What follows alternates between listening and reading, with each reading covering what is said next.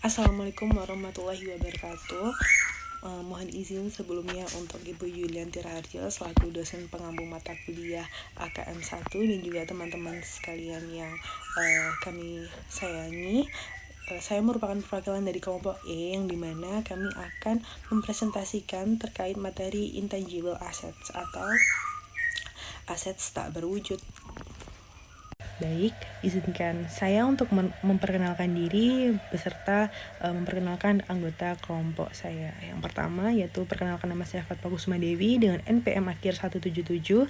Berikutnya ada Nabila Rohadatul dengan NPM akhir 287.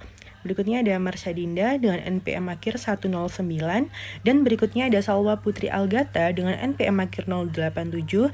Dan yang terakhir ada Alfian Fernanda dengan NPM akhir 361.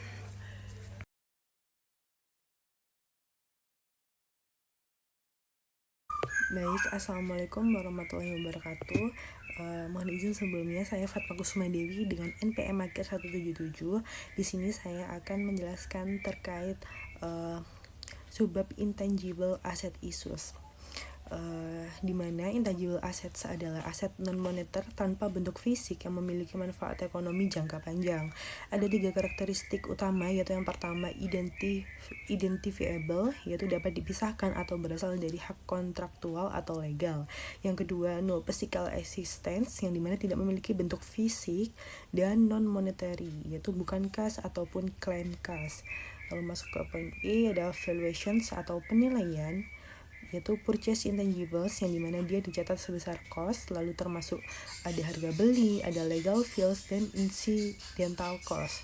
Lalu berikutnya ada internal create intangibles, yang dimana research phase ini tuh ini tuh termasuk expense, dan development phase ini tuh dikapitalisasi jika economic viability-nya tuh tercapai, seperti itu. Lalu masuk pada poin C, itu ada amortization atau amortisasi. Di sini ada 2 jenis, ada limited life intangibles, yang dimana diamortisasi useful life. Lalu berikutnya biasanya tuh metodenya tuh menggunakan metode straight line atau metode garis lurus. Dan berikutnya ada indefinite life intangibles, yang dimana dia itu tidak diamortisasi dan harus diuji impairments-nya itu setiap tahun. Nah, amortization atau amortisasi sendiri merupakan proses mengalokasikan biaya intangible aset menjadi beban sedikit demi sedikit selama masa manfaatnya. Dan di sini limited life intangibles itu diamortisasi karena ada batas waktu manfaat. Lalu indefinite life intangible tidak diamortisasi karena tidak ada batas manfaat yang jelas, seperti itu.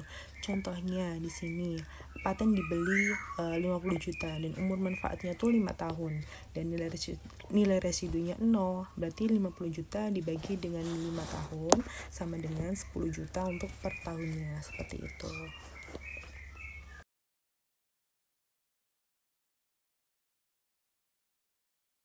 Baik, kembali lagi dengan saya Fatma Kusuma Dewi dengan NPM akhir 177. Di sini saya akan menjelaskan terkait subbab types of intangibles assets dengan materi yaitu marketing related intangible assets, yang dimana aset tidak berwujud yang digunakan terutama untuk pemasaran atau promosi produk ataupun jasa. Dan contohnya ada trademarks, ada trade names, ada newspaper mastheads, ada juga internet domain names, dan yang terakhir ada non-competition agreements. Nah, trademark dan trade name sendiri merupakan kata, frasa, atau simbol yang mengidentifikasi perusahaan atau suatu produk lainnya, suatu produk tertentu. Contohnya tuh seperti Mercedes-Benz, ada Honda, ada IKEA, ada Pepsi Cola. Dan fungsi utamanya yaitu pastinya untuk membangun identitas produk, lalu meningkatkan marketability, dan juga memberikan legal protection, seperti itu. Baik, berikutnya ada accounting for trademarks, yang dimana jika dibeli yaitu capitalized at purchase price, dan jika dikembangkan sendiri maka kapitalisasinya ada di attorney fees, ada di registration fees, design cost, dan consulting fees, dan tidak termasuk research cost beserta development cost yang tidak memenuhi kriteria.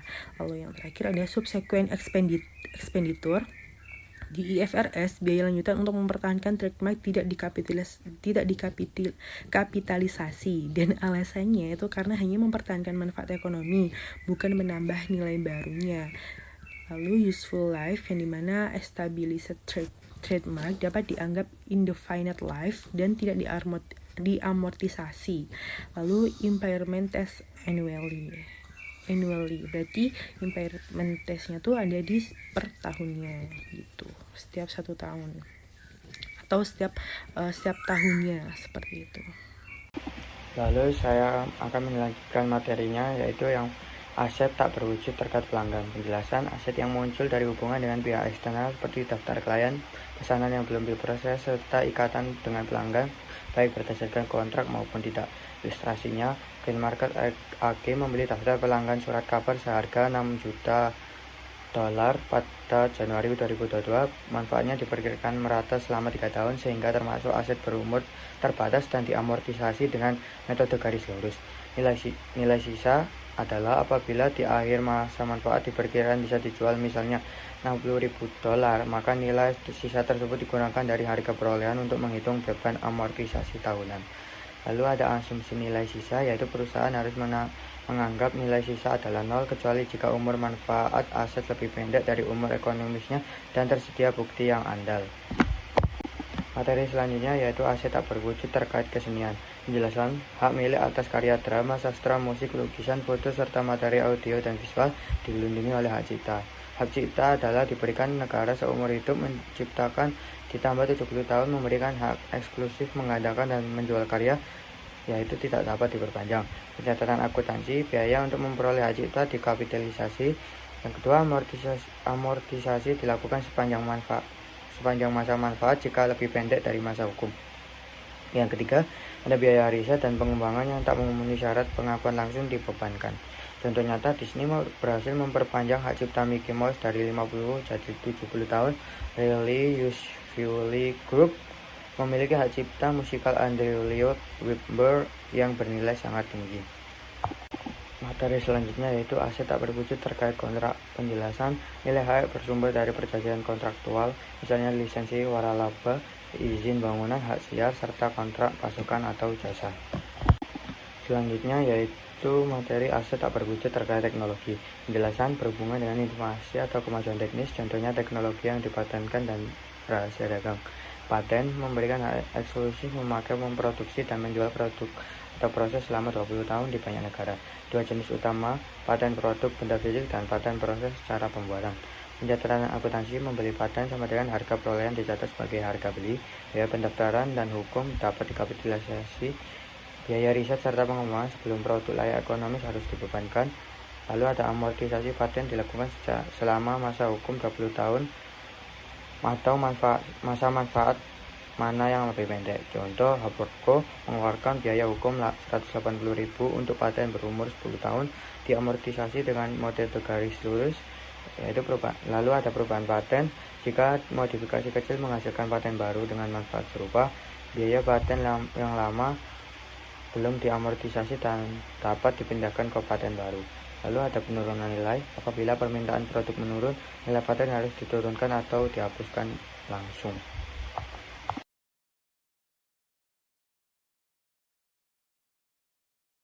Halo semuanya, sekarang kita masuk ke pembahasan mengenai goodwill atau yang di silabus sering diterjemahkan sebagai kebaikan hati serta konsep pembelian murah atau bargain purchase.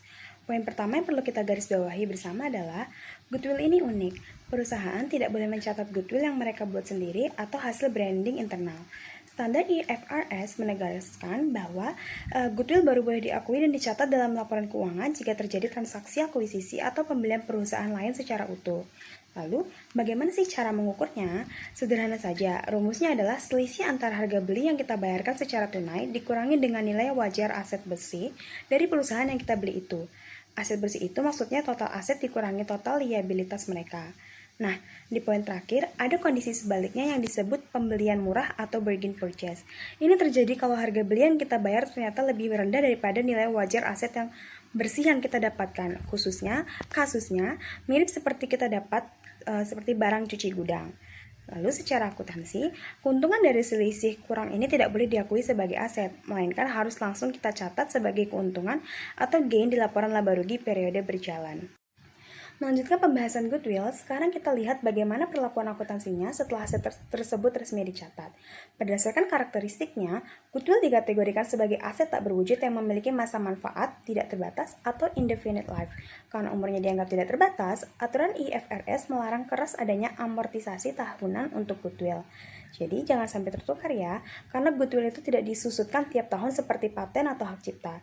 Sebagai gantinya, perusahaan wajib melakukan uji penurunan nilai atau impairment test minimal 1 kali dalam setahun, atau kapanpun ketika ada indikasi kalau nilai perusahaan yang kita beli itu sedang turun.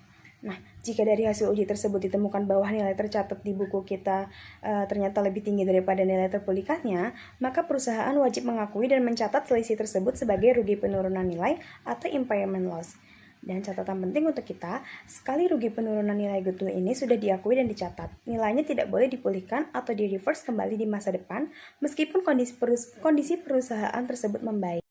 Terakhir, kita bergeser ke pembahasan penurunan nilai untuk aset tak berwujud yang masa pakainya terbatas. Contohnya seperti hak paten atau hak cipta yang punya masa berlaku sekian tahun. Berbeda dengan goodwill yang wajib diuji setahun sekali, aset dengan masa pakai terbatas ini hanya diuji jika ada indikasi kuat atau triggering events. Contoh indikasinya seperti adanya perubahan regulasi hukum, persaingan teknologi baru, ataupun penurunan kondisi pasar yang drastis. Prosedur pengujiannya menurut IFRS adalah dengan membandingkan nilai tercatat book value saat ini dengan jumlah terpulihkan atau recoverable amount.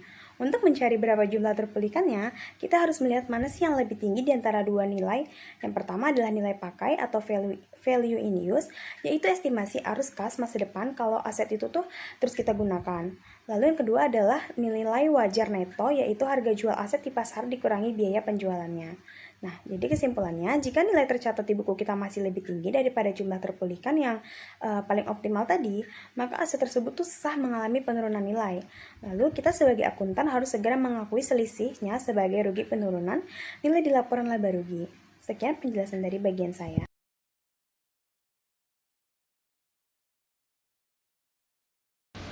Nah, selanjutnya di sini saya akan menjelaskan tentang impairment and presentation. Selanjutnya yaitu untuk yang ketiga, indefinite life intangibles other than goodwill. Nah, untuk pengertiannya sendiri yaitu aset tidak berwujud dengan umur tidak terbatas selain goodwill. Karakteristiknya yaitu tidak diamortisasi dan juga harus diuji impairment setiap tahunnya. Dengan catatan recoverable amount dibandingkan dengan carrying amount. Nah, jika recoverable amount lebih kecil, maka akan terjadi impairment loss. Dan aset ini itu dianggap memiliki manfaat yang tidak terbatas sehingga tidak diamortisasi, namun perusahaan tetap wajib melakukan uji impairment setiap tahunnya. Contohnya yaitu pada kasus Arkon Radio, di mana carrying value lisensinya itu sebesar 2 juta, recoverable amount-nya sebesar 1.500.000. Nah, untuk perhitungannya loss on impairment sama dengan 2 juta dikurangi 1.500, maka dihasilkan 500. Nah, 500 ini merupakan hasil dari impairment loss. Dan karena nilai yang dapat dipulihkan itu lebih rendah dibandingkan nilai buku lisens, maka perusahaan tuh harus mengakui kerugian impairment sebesar 500.000. Baik, untuk yang keempat yaitu impairment of goodwill. Untuk pengertiannya sendiri adalah, nah untuk yang kelima yaitu presentation of intangible asset, penyajian dalam laporan. Baik, selanjutnya saya akan menjelaskan mengenai research and development cost. Biaya penelitian dan pengembangan atau R&D. Yang pertama ada aktivitas penelitian dan pengembangan. Aktivitas penelitian dan pengembangan seringkali menghasilkan pengembangan paten yang mungkin akan memberikan nilai di masa depan. Oleh sebab itu, diperlukan adanya akuntansi biaya untuk R&D ini. Selanjutnya, IFRS itu mengisyaratkan untuk seluruh biaya penelitian harus dibebankan sebagai pengeluaran, sedangkan biaya untuk pengembangan dibebankan sebagai pengeluaran tapi pada saat terjadinya. Pada fase pengembangan ini ada hal yang perlu diperhatikan, yaitu kapitalisasi biaya pengembangan. Nah, kapitalisasi ini dapat dilakukan ketika proyek sudah cukup maju dan dalam prosesnya, sehingga aspek ekonominya, manfaat dari proyek R&D ini memungkinkan untuk mengalir ke perusahaan. Kemudian ada insentif lead bank global, merupakan sebuah sumber kehidupan pengembangan produk dan proses yang menghasilkan arus kas dan pertumbuhan di masa depan. Umumnya di seluruh negara di dunia memahami hal ini sebagai hasil dari memberikan insentif yang signifikan dalam bentuk kredit pajak, super deduction atau pengurangan lebih dari 100%, dan pengurangan tarif pajak perusahaan serta patent box untuk perusahaan yang memiliki dan menggunakan paten yang terdaftar di negara tersebut. Contohnya itu di UK, dia itu menawarkan pengurangan super sebesar 130% atau kredit pajak sebesar 11% setelahnya. Juga menawarkan pengurangan penuh untuk biaya modal yang dikeluarkan untuk penelitian dan pengembangan yang dapat diklaim pada tahun pengeluaran tersebut terjadi. Jadi bukan disusutkan. Menurut undang-undang atau insentif lead bank, terdapat banyak sekali variasi dalam pajak. Namun, kredit pajak, insentif pemerintah, serta tarif pajak perusahaan merupakan sebagian kecil saja dari faktor-faktor relevan yang mempertimbangkan perusahaan ketika mengevaluasi sebuah pengembangan. Selain itu, tergantung juga pada kebijakan ketentuan pajak, bisa juga terjadi ketidakpastian dari tahun ke tahun dalam perencanaan pajak perusahaan, sehingga melemahkan efektivitas insentif tersebut. Selanjutnya ada identifikasi aktivitas lead bank. Pertama ada aktivitas penelitian atau research activities, yaitu penyelidikan asli dan terencana yang dilakukan dengan tujuan memperoleh pengetahuan dan pemahaman ilmiah atau teknisi baru. Contohnya, penelitian laboratorium yang bertujuan untuk menemukan pengetahuan baru. Kemudian ada mencari penerapan dari hasil penelitian baru.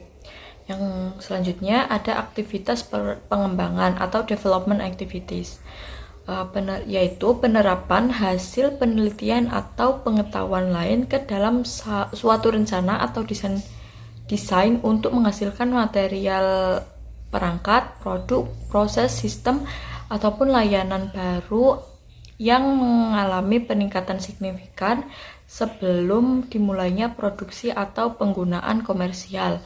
Contohnya itu perumusan konsep dan desain alternatif produk atau proses yang mungkin dibuat. Kemudian ada pembuatan prototip dan pengoperasian produk percontohan atau pilot plan. Selanjutnya ada akuntansi aktivitas lead bank. Terdapat biaya yang terkait dengan aktivitas penelitian dan pengembangan atau R&D dan perlakuan akuntansi yang diberikan kepadanya, yaitu 1.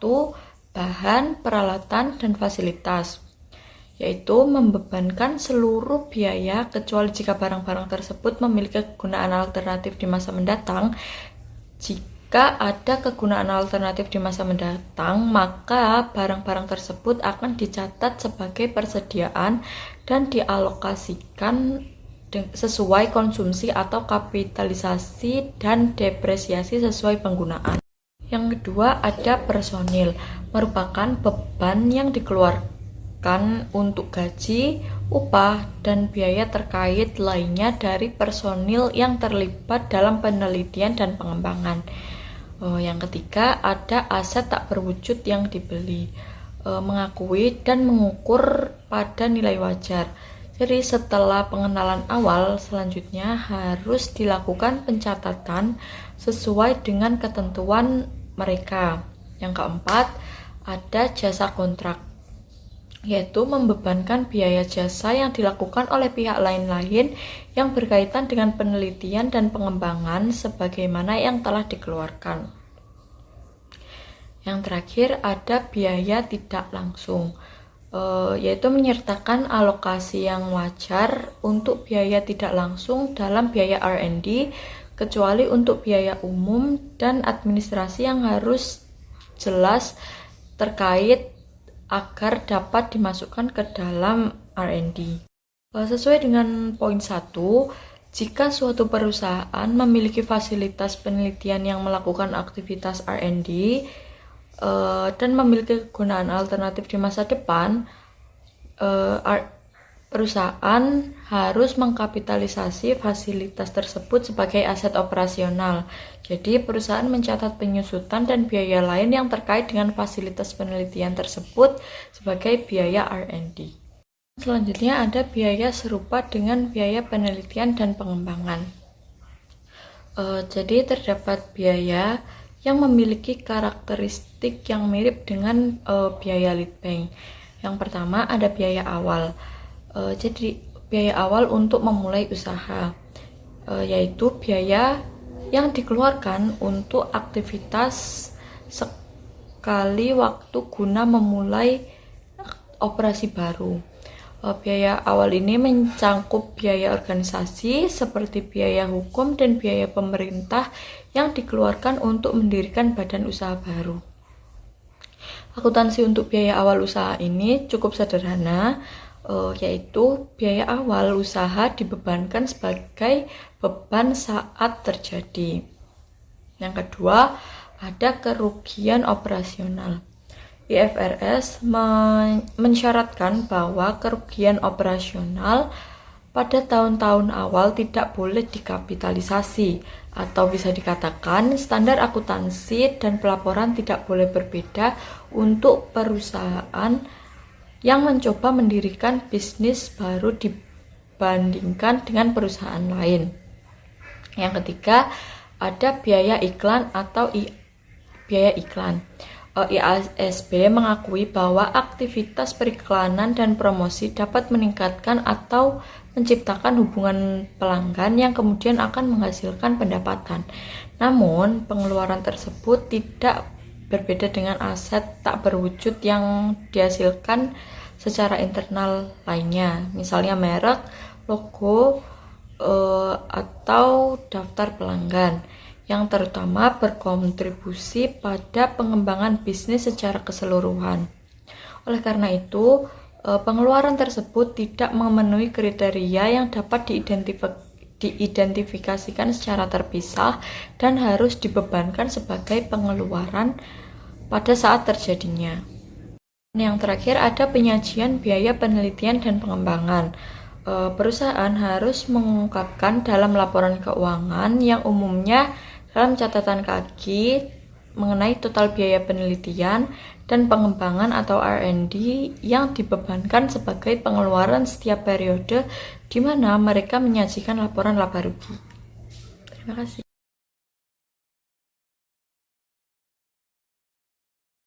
Baik, kembali lagi dengan saya Fatma Kusuma Dewi dengan NPM Makir 177. Di sini saya akan menjawab untuk yang soal P11.1 LO 1,2,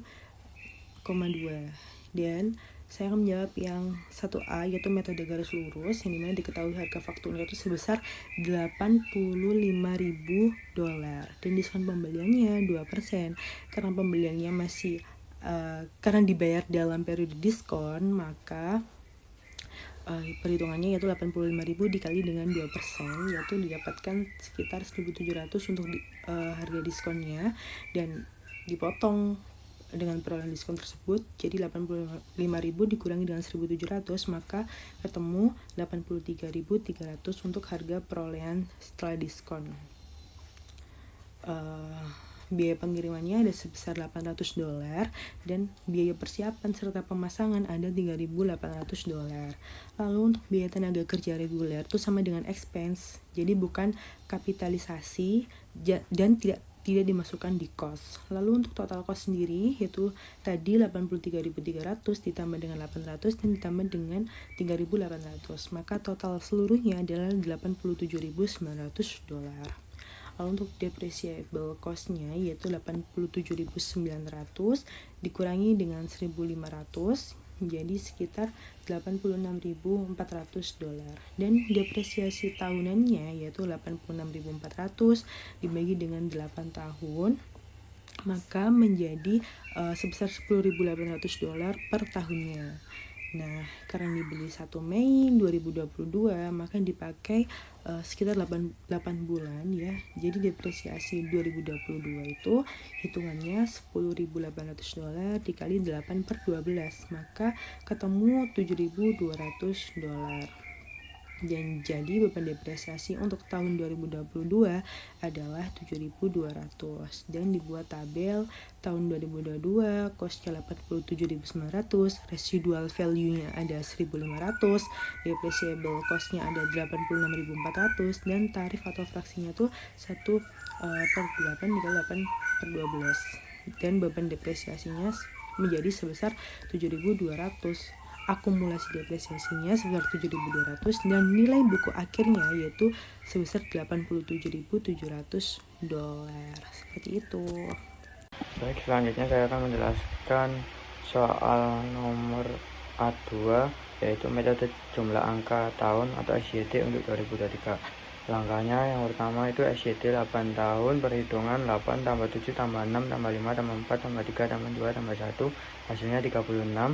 Lalu depresiasi tahun ke-1 Mei 2022 sampai April 2023 8 per 36 dikali 86.500 sama dengan 19.222,22. Terus lalu ada depresiasi kedua Mei 2023 sampai April 2024, perhitungannya 7 per 36 dikali 86.500 hasilnya 16.816,44. Lalu alokasi tahun kalender 2023 periode Januari-April 2023 bagian dari tahun ke-1 periode 4 bulan, perhitungan 19.222,22 dikali 4 per 12 jumlahnya 6.407,41. Lalu periode Mei sampai Desember 2023 bagian tahun kedua periode 8 bulan, perhitungan 16.816,44 dikali 8 per 12 hasilnya 11.212,96. Total depresiasi 2023 yaitu 17.620. Selanjutnya yaitu yang nomor 3 yaitu menghitung depresiasi tahun 2022 dengan metode double declining balance. Yang pertama untuk tahun 2022, yang pertama kita harus menghitung tarif double declining balance-nya yaitu 1/8 dikarenakan mesinnya hanya digunakan untuk 8 tahun. Jadi 1/8 sama dengan 12,5%. Nah, untuk mencari itu double declining balance-nya yaitu 12,5% dikali dengan 2 hasilnya 25%. Selanjutnya kita akan mencari depresiasinya yaitu 20 di tahun 2022 yaitu 25% dikali dengan 89.600 yaitu hasilnya 22.400. Tapi karena hanya digunakan selama 8 bulan maka 22.400 itu dikali dengan 8 per 12 karena hanya 8 bulan 8. Jadi hasilnya yaitu 14.933.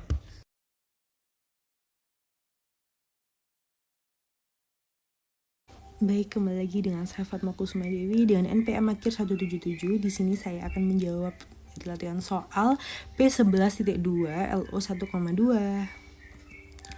Baik, di sini saya akan menjawab yang A yaitu menggunakan metode garis lurus, di mana diketahui untuk cost-nya sebesar 89.000 dan nilai residunya itu 5.000 euro. Ini pakai euro. Jadi depreciable cost-nya itu 89.000 euro dikurang dengan 5.000 euro, jadi sekitar 84.000 euro untuk depreciable cost-nya.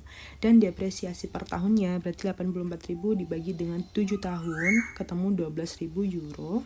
Dan untuk tahun 2022 dibeli 1 Juni, berarti hitungannya 7 bulan. 12.000 dikali dengan 7 per 12 maka ketemu 7.000. Jadi untuk tabel pengerjaannya ada tahun 2022 dengan dasar depresiasi 84.000, tarif atau fraksinya 7 per 12, dan beban depresiasinya menjadi 7.000 euro, lalu akumulasi depresiasinya yaitu menjadi 7.000 euro, dan nilai buku akhirnya yaitu sebesar 82.000 euro. Lalu tahun 2023 sama untuk dasar depresiasinya menggunakan 84.000 euro, tarif fraksinya yang menjadi 1 per 7. Dan beban depresiasinya sebesar 12.000 euro. Untuk akumulasi depresiasinya 7.000 ditambah dengan 12.000 menjadi 19.000 euro, dan nilai buku akhirnya menjadi 70.000. 70.000 itu dari mana? Dari kos awalnya sebesar 89.000 yang dikurang dengan 19.000 dari akumulasi depresiasi menjadi nilai buku akhirnya sebesar 70.000 euro. Seperti itu. Selanjutnya saya akan menjawab soal B11.2 yang soal B, yaitu metode unit-unit keluaran atau unit of output. Nah, untuk mengerjakannya pertama kita cari tarif per unit, yaitu 84.000 dibagi 525.000 unit sama dengan 0,16 per unit. Nah, untuk mencarinya yaitu tahun 2022 jumlah unit realisasi yaitu 55.000 unit. Perhitungannya unit kali tarif 55.000 dikali 0,16 sama dengan beban penyusutan 8.800. Lalu 2023 jumlah unit realisasi 48.000 unit. Perhitungan 48.000 dikali 0,16, beban penyusutan adalah 7.680. Selain membahas soal dari buku teks Keise, kelompok kami juga menyusun sebuah soal mandiri yang membahas mengenai depresi aset sumber daya alam dengan studi kasus pada PT Sendawa. Di soal ini, PT Sendawa membeli hak penambangan batubara di Kalimantan senilai 4,5 miliar rupiah. Untuk bisa mengeksploitasi tambang tersebut, ada biaya eksplorasi yang keluar sebesar 800 juta rupiah, serta estimasi biaya restorasi lingkungan atau pemulihan lahan setelah tambang habis sebesar 500 juta rupiah. Sesuai prinsip akuntansi, semua pengeluaran ini kita akumulasikan terlebih dahulu sebagai penambah nilai aset tambang. Namun, karena tanah bekas tambang tersebut nantinya diperkirakan masih laku dijual kembali seharga 600 juta rupiah, maka nilai sisa tersebut harus kita kurangkan untuk mencari basis depresi murninya. Jadi, nilai dasar depresi PT Sendawa terkumpul sebesar 5,2 miliar rupiah. Langkah pertama, kita cari dulu tarif depresinya. Caranya adalah membagi total dasar depresi sebesar 5,2 miliar rupiah tadi dengan estimasi total kandungan batu bara yang ada, yaitu 1,6 juta ton. Dari perhitungan ini, kita mendapatkan tarif depresi konstan sebesar 3.250 rupiah per ton. Langkah kedua, kita hitung berapa total beban depresi yang terjadi selama tahun 2026 berdasarkan jumlah batu bara yang real ditarik atau ditambang. Karena sepanjang tahun 2026, batu bara yang berhasil ditambang adalah 350.000 ton. Maka dikalikan tarif 3.250 rupiah, kita mendapatkan total nilai depresi sebesar 1.137.500.000. Nah, pada langkah ketiga ini, poin yang sangat krusial dalam akuntansi persediaan tambang, total nilai depresi 1,1 miliar tadi tidak semuanya langsung dibebankan ke laporan laba rugi. Kenapa? Karena dari 350.000 ton yang ditambang, baru 300.000 ton yang resmi terjual kepada pelanggan. Maka alokasi nilainya itu dipecah menjadi dua. Pertama, untuk 300.000 ton yang sudah terjual nilainya sebesar 975 juta rupiah diakui sebagai bagian dari beban pokok penjualan atau cost of goods sold. Lalu yang kedua, sedangkan sisa 50.000 ton batu bara yang belum terjual, nilainya sebesar 162.500.000 akan mengendap sementara sebagai persediaan akhir di neraca.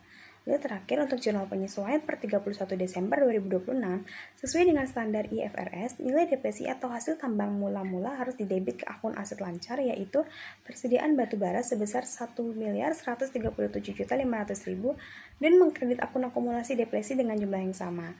Nanti ketika persediaan tersebut terjual, barulah kita sesuaikan lagi ke akun beban pokok penjualan. Yang C, kita akan mencari beban penyusutan menggunakan working hours method. Pertama-tama kita akan mencari depresiasi per jamnya dengan cara 84.000 dibagi dengan 42.000, hasilnya yaitu 2. Nah, untuk tahun 2022 jam operasinya yaitu 6.000 jam. Jadi 2 euro dikali dengan 6.000 jam. Hasilnya 12.000 euro. Di tahun 2023 jam operasinya yaitu 5.500 jam. Dikali dengan 2 euro maka hasilnya yaitu 11.000 euro. Terima kasih.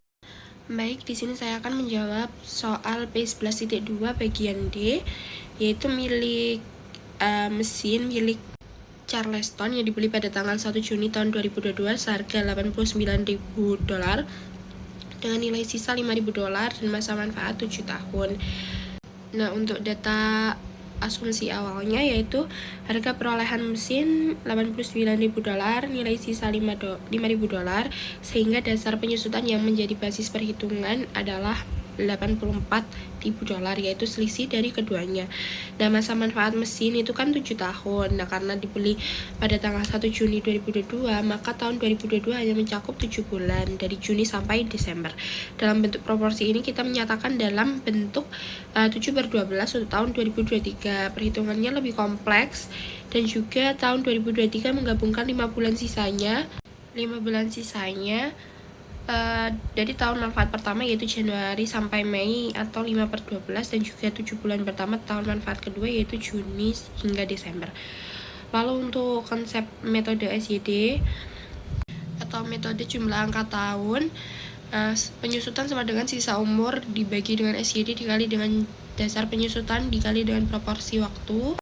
Lalu ada 3 komponen utama. Pertama yaitu fraksi dari SYD-nya, dimana pembilangnya adalah sisa umur aset di tahun yang bersangkutan dimulai dari 7 tahun pertama, lalu 6 tahun, 5 tahun, dan juga seterusnya hingga 1 tahun terakhir.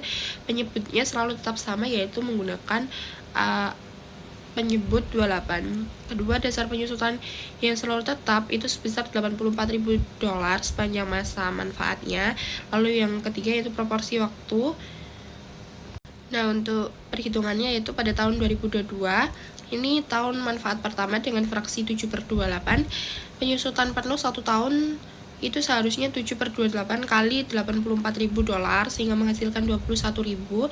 Namun karena mesin hanya beroperasi selama 7 bulan, kita kalikan dengan 7/12 sehingga penyusutan yang diakui adalah $12.250.000. Nilai buku akhir tahun 2022 itu menjadi 89.000 dikurangi dengan 12.250 menghasilkan 76.750. Tahun 2023 perhitungannya menjadi 2 komponen. Komponen pertama adalah sisa 5 bulan dari tahun manfaat pertama, yaitu 7/28 dikalikan 84.000 dikalikan 5/12 menghasilkan $8.750. Lalu komponen kedua adalah 7 bulan awal dari tahun manfaat kedua dengan fraksi 6/8 dikalikan $84.000 dikalikan 7/12 menghasilkan $10.500. Maka total penyusutan tahun 2023 adalah 8.750 ditambahkan 10.500 menghasilkan 19.250, dan nilai buku menjadi turun menjadi 57.500.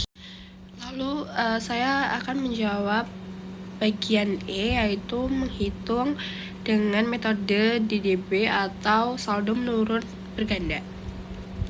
Nah, dengan tarif 2/7 pada tahun 2022 nilai buku awal adalah $89.000. Penyusutan penuh setahun itu 2/7 dikalikan $89.000 menghasilkan 25.429. Nah, karena hanya 7 bulan maka dikalikan 7/12 maka hasilnya 14.833. Nilai buku akhir tahun 2022 itu $89.000 dikurangi dengan 14.833 menghasilkan 74.167. Nah, pada tahun 2023 kita menggunakan 2 komponen kembali, yaitu komponen pertama adalah sisa 5 bulan dari tahun manfaat pertama dengan masih menggunakan nilai buku awal yaitu 89.000.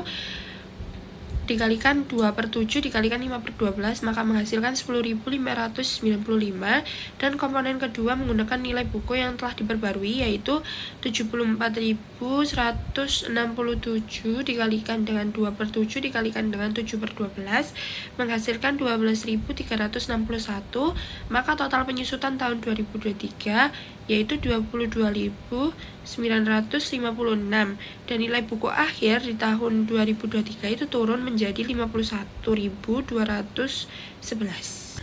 Kemudian ada liabilitas yang terdiri dari dua, yaitu liabilitas jangka pendek dan jangka panjang.